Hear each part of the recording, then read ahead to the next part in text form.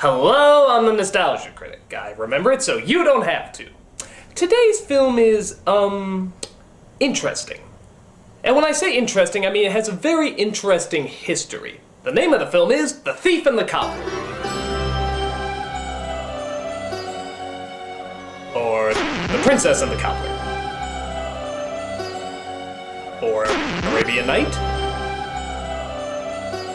Or An Abomination of Assness, which is what most people call it. If a film can't decide on what the title is, how can it decide on the audience it's going to appeal to? Is it appealing to toddlers, to older children, to the mainstream Disney crowd, the strange, surreal fantasy crowd? What? Well, before I talk about the film, let's talk about the film. Once upon a time, there's an animator named Richard Williams. He's said to be one of the great animation directors, having done the Chuck Jones-produced Christmas Carol, that trippy Raggedy Ann and Andy film, and probably his biggest accomplishment, the animation for Who Framed Roger Rabbit. Yet before all of that, he started production on The Thief and the Cobbler in 1964. It was released in 1993. What the hell happened all that time? Apparently the film was independently funded and Williams went on saying that this was gonna be his masterpiece. Because of this, the film took years and years of perfecting and financing to finally get it finished. In fact, one of the actors died before the film even got released. Vincent Price recorded his dialogue over 20 years before it ever saw the light of day. And as of now, it continues to be the longest time it's ever taken to complete an animated picture. Because this turkey was taking so long, the film was bought by the Completion Bond Company and kicked Williams off the project, having it released by Miramax and putting together their own half-assed cut that is still considered to be the cum bucket of a dick cock. This is that version. So, let's see how this magnum opus went to magnum anus in The Thief and the Cobbler. We start out appropriately enough with a little backstory. Legend has it that each shooting star is really an Arabian night riding across the heavens. Oh God, don't tell me. That's a lot of fish. Vagina shit! That's right. Matthew Broderick is the star of this movie. Must have been one of the wonderful choices the Bond Company made, seeing how he was probably a sperm by the time this movie began production. Long before the heroic tales of Aladdin and Ali Baba, the first Arabian night was chosen. You hear that, Disney? We sort of beat you to it! The golden city of Baghdad.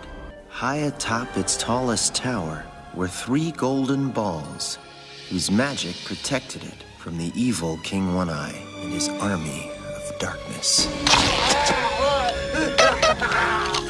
According to the prophecy, if the balls were ever removed, Baghdad would be in great danger. No comment. So we finally see our hero, simply known as Tack. A pretty pale-looking fellow for someone who lives in the desert. At the time, I was a poor orphan working as a cobbler's apprentice. Life was simple. And in answer to your question, no, I don't know why he looks like Beetlejuice's Raggedy Ann doll. But he's not the only main character. We also have the Thief, played by Jonathan Winters.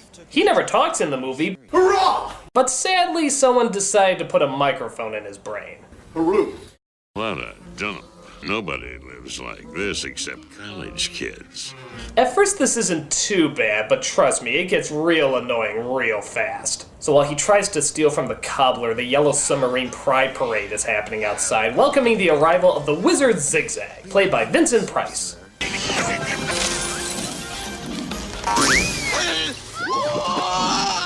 Take him into the palace. So Tack is captured as we cut to our love interest in the movie, Princess Yum Yum. Okay, hold on. Tack, Zigzag, Yum Yum. These aren't names, these are words an infant is trying to say for the first time. Tack! Zigzag! Yum Yum! Shitty fuck, shitty fuck, shit fuck! Okay, so the princess has a real original backstory. Are you ready for this? I bet you've never heard this one before. Listen. She's tired of her boring life. And in a bizarre twist, she dreams of wanting more! I know I could do more if I just had the chance. This life I live in regal splendor seems a waste. I do hope there's a tired, unoriginal musical number to tell us what we already know she feels. Born just to delight. Oh, right on cue. And bred to behave. But she's more than this. There's a mind in the body of this pretty By God, is this song bland! I mean, this is like eating styrofoam on wheat toast, it's that bland.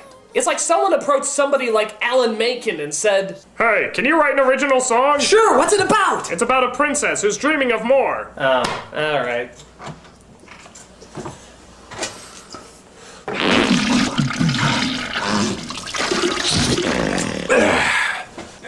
That should do it. Oh, and just like those other Disney songs where the landscapes and grand visuals are stunning, this musical performance has spinning, and spinning, and, more fucking spinning! God, it's like they got the choreography from the Tasmanian Ballet Theater! So Tak is brought to the king as Zigzag's prisoner when Yum Yum meets him for the first time.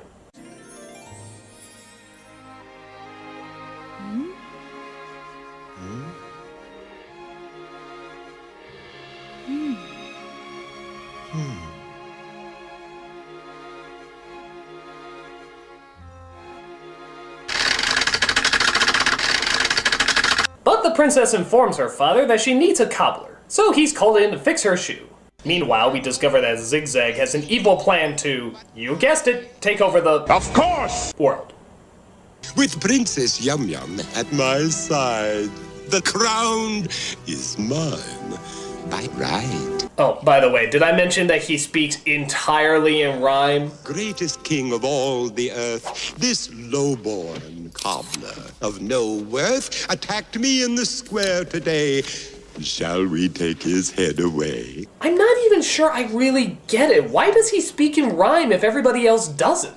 Is there a reason for it? I mean, what makes him so special? I don't get... Excuse me. Hello? Greetings, Critic. This is Vincent Price. Wait a minute, the Vincent Price? Like the Vincent Price? Yes, how many stars of stage, screen, and Tim Burton wet dreams do you know? Wait a minute, you've been dead for several years. Well, you see, just like the dialogue for this picture, I recorded this phone message several years ago. So I set my phone on a timer to call you and give you this message. Wait, so everything you're saying right now is a recording? Yes. How is that possible? How do you know everything I'm gonna say? Well, many a fortnight ago, I made a Faustian pact with the nefarious forces of the Netherworld, so I can see into the future with 100% accuracy. I know everything that you're going to say. Oh, come on, that's bullshit. You can't predict what I'm... Stop that! I mean it, stop it! Peter Piper picked a peck of pickled peppers. Toibo. She sells seashells by the... Kmart.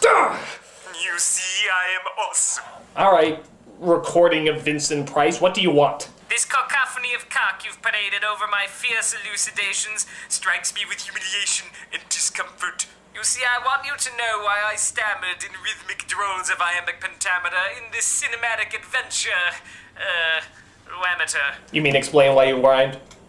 Yes. Okay, well, why? Blast, I can't remember.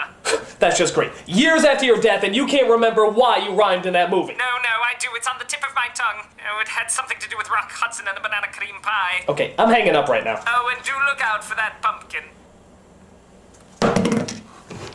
Ow! What? Pumpkin? Pumpkin what? What? Pumpkin what? So we see the cobbler interact with the princess as he fixes her shoe. The princess was so beautiful, and I was just an ordinary cobbler.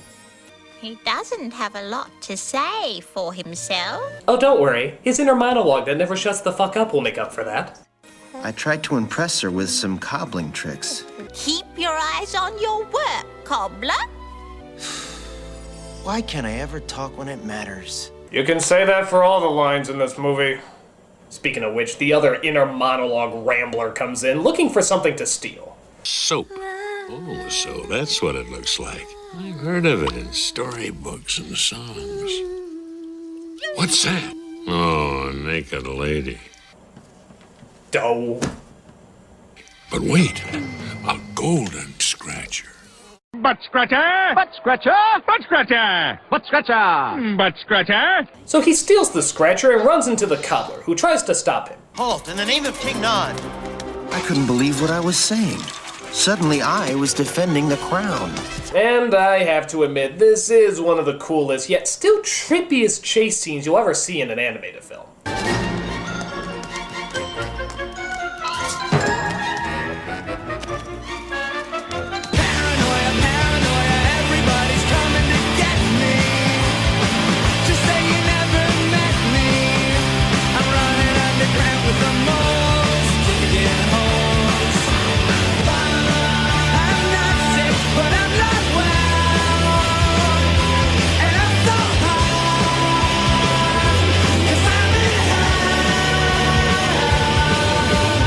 So after that trip out, Zigzag sees that Tax finished the shoe, and so he puts him in a cell. I was sure I would never see the princess again. Little did I know that she was thinking about me, too. I close my eyes. Oh yay! Another underwritten song to rape us with its blandness. So soft and warm and clear. Yeah, you thought the first song was bad? Just listen to the lyrics on this one. Don't fight your feelings, says my heart. A heart I will obey. Am I feeling love? Wow. That's a kind of laziness that you only dream about. You know, because you're so fucking lazy. I mean, it's like if Homer Simpson, Garfield, Snoopy, and Al Bundy all procrastinated to the last minute and finally came up with these lyrics. I mean, are they even trying? Anyone can come up with this shit!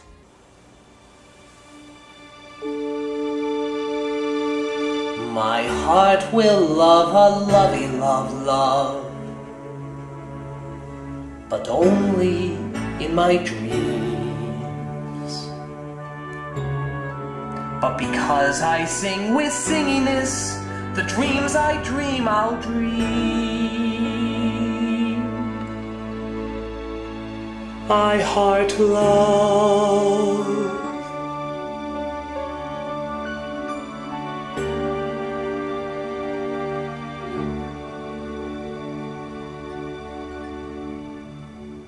So we cut to the next day as Tack is still locked away in his cell. I had to escape. Oh, God, shut up! This a-hole has more inner monologue than Samus from Metroid Other M! Zigzag had ordered a polo match in Yum Yum's honor. Of course, she was far from impressed. If only Adam was here to tell me what to think. So the next day, Tack breaks free out of his cell as the thief tries to steal the golden balls from the top of the castle. Finally, I was free. The grass felt soft on my feet. Why don't I monologue about that for several hours? The grass is green. A frog is green. I'm sure I can talk about this in great detail somehow. Eventually, the thief manages to get the golden balls as he, here's a shocker, monologues to himself. You're gonna buy me a castle by the sea. And you're gonna buy me everything I need to turn the basement into a rec room. And with you, I tell you, sweetheart, I'm going to Disneyland. You know, it's funny. When I hear pop cultural references in a film that takes place in Arabia, I think of Aladdin. But this was being made before Aladdin. Apparently, Disney animators drew influence from this movie when it was being made that helped Aladdin get off the ground. And after that came out, the new producers of this film drew influence from Aladdin. So Aladdin ripped off this, only to have this rip off Aladdin. Basically, the film is a product of animated inbreeding. Suddenly, this is all starting to make more sense, isn't it? So a soldier comes and tells the king that an evil army is brewing, led by an evil man named One-Eye. One eye is coming. One eye? One eye. I prefer apocalyptic pupil. So as the king prepares his army, Zigzag manages to get the golden spheres from the thief.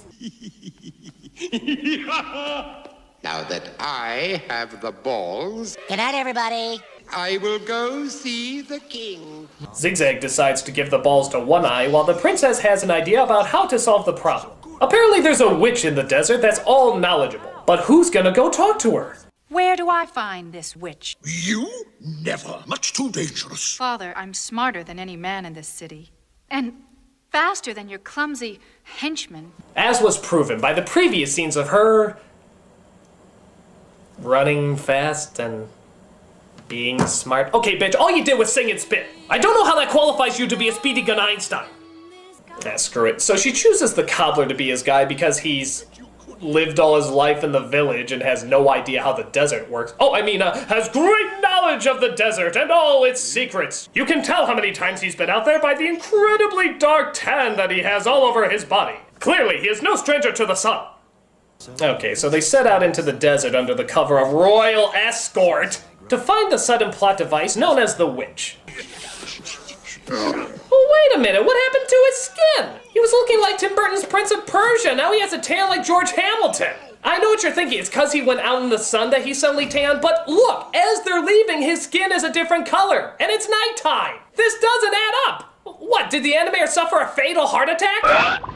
And then somebody else took over and forgot to tell him that Tack is pale? Continuity, it's not just for the coherent anymore. So they run into a bunch of desert outlaws called the Brigands. They sing another song that makes you want to scalp yourself, and then they decide to join them in their search for the witch. At last, we reached the hands of glory. All we had to do was wait until the next day when the sun would be directly overhead, and the magic moment would arrive. Or maybe the writers could have just had us arrive on time, but we found this wasted more animation, and let's face it, we're on a roll with that. So they see the witch, who has some confusing yet somehow still generic advice to give our heroes. Belief in yourself is what you lack. Attack, attack, and never look back. Oh, I also have some battle strategies over there, but I find shooting out riddles is a lot more fun. So we see Zigzag hand the balls over to One Eye, and they prepare to take over the city. One Eye's attack! You know, we're never even told what kind of power the balls have, or even what they do. We never see them in motion, and we don't really know how powerful they are. Are we just supposed to assume they're,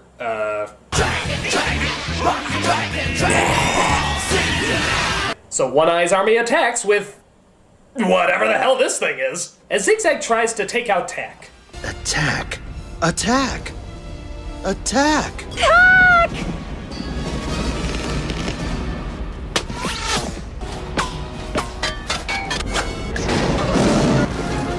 Well, I guess when you make a machine that implausible, you're just begging for it to be taken down in an implausible way. But there's still the final battle to be had with Zigzag and Tack. Huh, that was easy. You're mine, Toots. Ah! End of the ride, Zigzag! What, Cobbler? I don't think he said anything. So Tack defeats the wizard by sewing him up, the thief gets the golden balls back, and One Eye's army is destroyed. And in the end, we find that non-threatening blandness wins the day. So next time you see a shooting star, be proud of who you really are. Do in your heart what you know is right, and you too shall become an Arabian Night. Unless you're an animator who spends most of his life and thousands of dollars trying to tell the story he's always wanted to tell. In which case, you're totally screwed. Alright, so I have good news and bad news. The bad news is this movie sucks!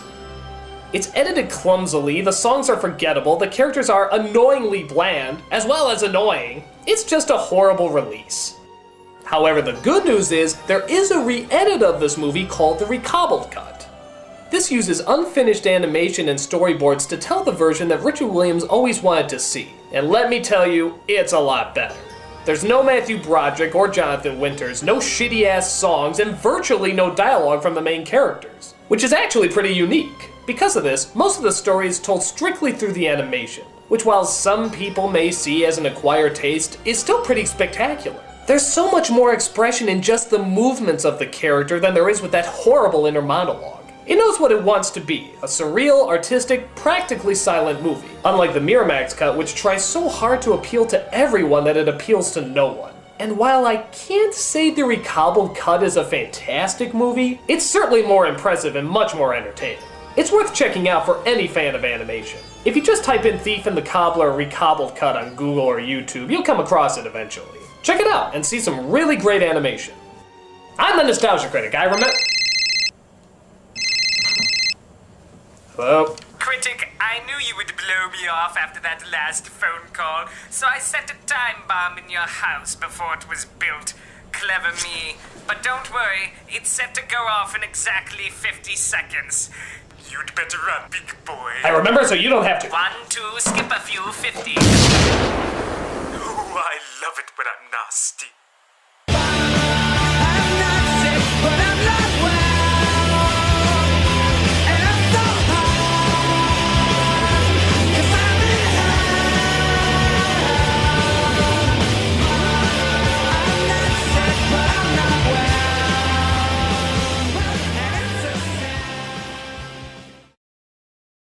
Now that I have the balls